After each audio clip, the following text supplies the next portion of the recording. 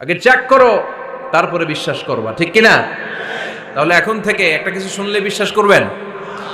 একজন এসে বলল, ভাইজান আপনার মেয়েরে দেখলাম আরেক ছেলের সাথে বাজারে ঘোরাফেরা করে, ওই রমনার বটমূলে দেখলাম আপনার মেয়ে আরেক ছেলেরে নিয়ে ফষ্টি নষ্টি করে, লোকের কথা বিশ্বাস করে বাসায় যে মেয়ের চুলের মধ্যে ধরে মাইর, আইজো মার কাইলো মাইর।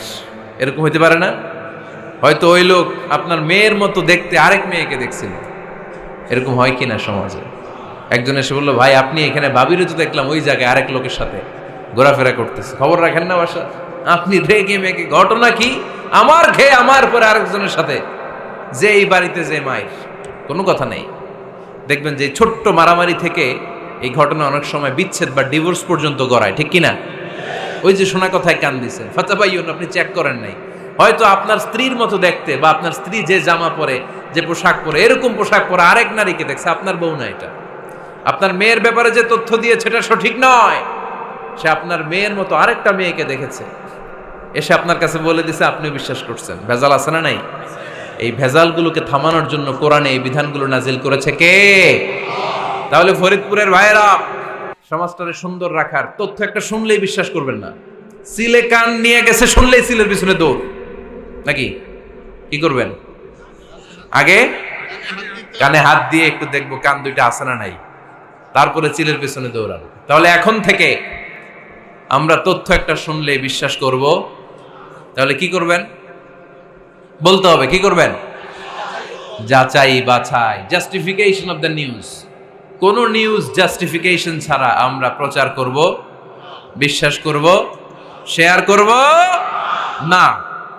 আল্লাহ বললেন, ইয়া আইয়ুহাল্লাযীনা আমানু লা ইয়াসখার কওমুম মিন কওম। ওহে আমার ঈমানদার বান্দারা, শোনো শোনো, খবরদার কখনো কোনো মুমিন বান্দারে ঠাট্টা করো না, অবজ্ঞা করো না, ঠাট্টা করো না।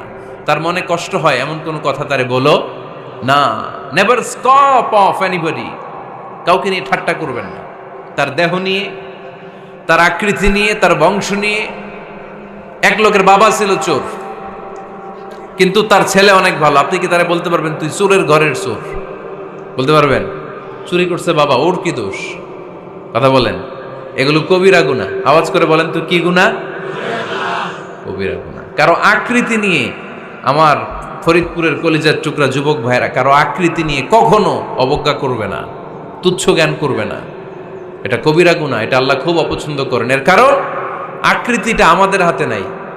আমাদের কারো নাক লম্বা, কারো খাটো, আমরা কেউ কালো, কেউ সাদা, আমরা কেউ স্মার্ট, কেউ অন্যরকম।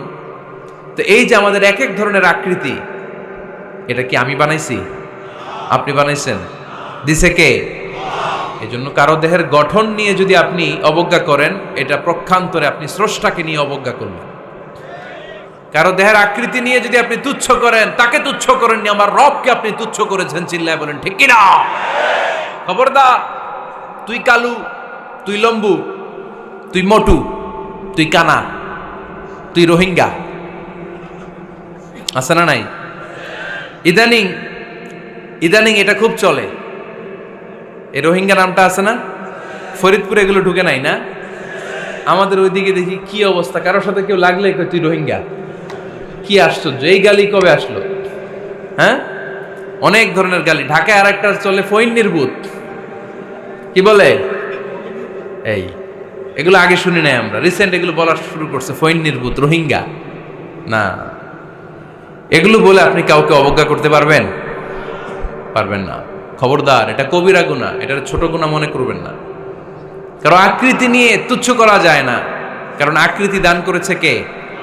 হুয়াল্লাযী ইউসাউইরুকুম ফিল আরহামি কাইফা ইয়াশা, লা ইলাহা ইল্লা হুয়াল আজিজুল হাকীম। তিনি এমন সত্তা, যিনি তোমাদের চেহারার অবয়ব দিয়েছেন, তোমাদের আকৃতি দান করেছেন তখন যখন তোমরা মায়ের পেটের ভেতরে ছোট্ট জোকের মতো ছিলা।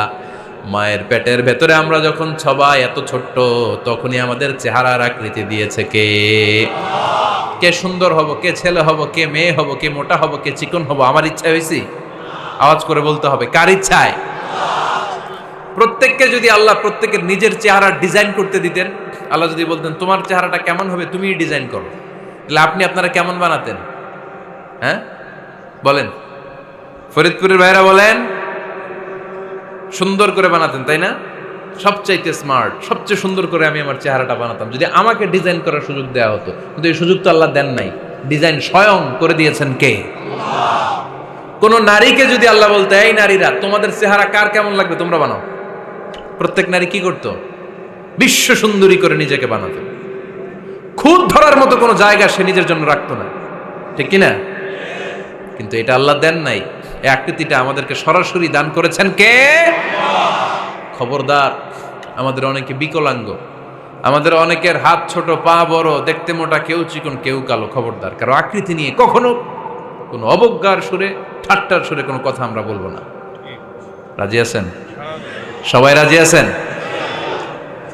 আল্লাহ রাসূল সাল্লাল্লাহু আলাইহি ওয়াসাল্লামের এক সাহাবী ছিল, নাম ইবনে মাসউদ রাদিয়াল্লাহু তাআলা আনহু।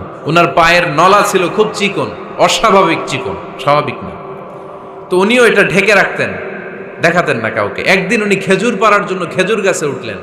খেজুর গাছে ওঠার পরে নিচ থেকে সাহাবারা পায়ের চিকন নলা দেখে ফেলছে। দেখে সবাই হাসি, সবাই হেসে কুটি কুটি।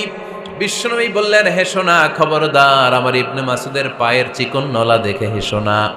আমার ইবনে মাসুদের এই পায়ের চিকন নলা যদি মিজানের পাল্লায় উঠিয়ে দেয়া হয়, কিয়ামতের দিন উহুদ পাহাড়ের চেয়েও ভারী হয়ে যাবে। খবরদার, আমার ইবনে মাসুদকে আমার আল্লাহ অনেক পছন্দ করে, তার পা চিকন দেখে তাকে তুচ্ছ করো না। আল্লাহর হাবিব সাল্লাল্লাহু আলাইহি ইসলামের 11 জন স্ত্রীর মধ্য থেকে একজন স্ত্রী ছিলেন একজন স্থূল আকৃতির, অবিসিটি ছিল, একটু মোটা। ওনার নাম ছিল সাফিয়া রাদিয়াল্লাহু তাআলা আনহা। আম্মা জান আয়েশার সাথে একবার সাফিয়ার ঝগড়া। নবীদের বউদের মাঝে মাঝে মাঝে ঝগড়া হতো, তবে সেটা হতো মধুর ঝগড়া। সুবহানাল্লাহ পড়েন। আম্মা জান আয়েশা রাদিয়াল্লাহু তাআলা আনহার বাসায় একদিন বিশ্বনবী বসা ছিলেন। আরেকজন স্ত্রী, বিশ্বনবীর আরেকজন স্ত্রী রান্না করে কিছু খাবার আম্মা জান আয়েশার ঘরে পাঠিয়েছেন। এক দাসী দিয়ে বলল, যাও এটা আয়েশার ঘরে দিয়ে আসো, কারণ নবী আয়েশার ঘরে। আম্মা জান আয়েশা রাদিয়াল্লাহু তাআলা আনহা বললেন, এগুলো কি? ওই দাসী বলে, তরকারি। কে দিছে? অমুক স্ত্রী। কেন দিয়েছে? আমি কি রান্না করতে পারি না? তোমরা রান্না তোমরা খাও। এই কথা বলে পাতিল সহ উড়ায় মারছে চেহারার মধ্যে। এর কারণ ওনারা মানুষ ছিলেন, মানবীয় ব্যাপারগুলো ওনাদের মধ্যেও কাজ করত। আবার এক স্ত্রী ঝোল দিয়ে রান্না করে কিছু খাবার নিয়ে এসেছে। আম্মা জান আয়েশা রেগে মেগে ওই ঝোল নিয়ে ওই স্ত্রীর গালের মধ্যে মেখে দিয়েছেন। বিশ্বনবীর আরেক বউয়ের গালের মধ্যে ওই ঝোল লাগাই দিস। এবার ওই স্ত্রী বিশ্বনবীর কাছে যেয়ে বলে, ইয়া রাসূলুল্লাহ, দেখেন আয়েশারে আপনি বেশি আদর করেন তো, দেখেন কি করে আমাদের সাথে। এই যে আমাদের গালের মধ্যে ঝোল মাখাই একেবারে মেকআপ বানাই দিচ্ছে। বিষ্ণু ইসা ইসলাম বললেন, তাই আয়েশাকে ডাকো। আম্মা জান আয়েশা রাদিয়াল্লাহু তাআলা আনহা আসলেন। আল্লাহ রাসূল সাল্লাল্লাহু আলাইহি ওয়াসাল্লাম বললেন, তুমি কি আমার এই স্ত্রীর সাথে এমন আচরণ করেছো? আম্মা জান আয়েশা বললেন, করেছি। কেন? আম্মা জান আয়েশা বললেন, তখন মেজাজটা গরম ছিল, এখন বুঝতে পারতেছে আসলে এই কাজটা করা ঠিক হয় নাই। এবার বিশ্বনবী বিচার করবেন। বিশ্বনবী বললেন, আল কিসাস, যেমন করা হয়েছে বিচার হবে তেমন। তোমার গালে যেমনি ঝোল লাগাই দিছে, তুমি একটু ঝোল নিয়ে আয়েশার গালে লাগাই দাও। সুবহানাল্লাহ পড়বেন না? ওই স্ত্রীও কিছু ঝোল নিয়ে আম্মা জান আয়েশার গালে লাগাই দিল। এখন দুইজনে হাসতেছে, বিশ্বনবীও হাসলেন। আরশের উপর থেকে খুশি হয়ে গেলেন কে?